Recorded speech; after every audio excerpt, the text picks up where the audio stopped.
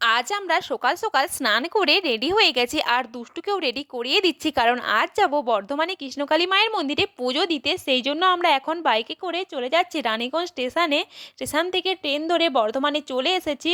তো বর্ধমান স্টেশন থেকে এখন বাস স্ট্যান্ডে চলে যাচ্ছি বাস ধরার জন্য। তো বাসে উঠে পড়েছি, তারপর বাস থেকে নেমে হেঁটে হেঁটে এখন মন্দিরের কাছে চলে যাচ্ছি। তো মন্দিরটা এখন রোদের জন্য অন্ধকার লাগছে, ভালো বোঝা যাচ্ছে না।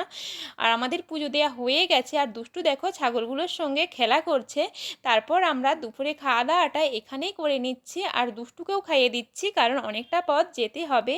তো খাওয়া দাওয়ার পর এখন আমরা হেঁটে হেঁটে বাস স্ট্যান্ডে চলে যাচ্ছি। তারপর বর্ধমানে ট্রেন ধরে এখন আমরা রানীগঞ্জে চলে এসেছি। আসার সময় কিছু কেনাকাটি ছিল, সেই জন্য আমরা একটা শপিং মলে চলে গিয়েছিলাম। তো এখন আমরা বাড়িতে চলে এসেছি। দুষ্টু বাড়িতে এসে এখন বিস্কুট খেয়ে নিচ্ছে, আর আমি এখন আঠা মেখে নিচ্ছি কারণ রাত্রিতে বানাবো রুটি। তো আজকের ভিডিওটা এই পর্যন্ত, দেখা হচ্ছে পরের ভিডিও।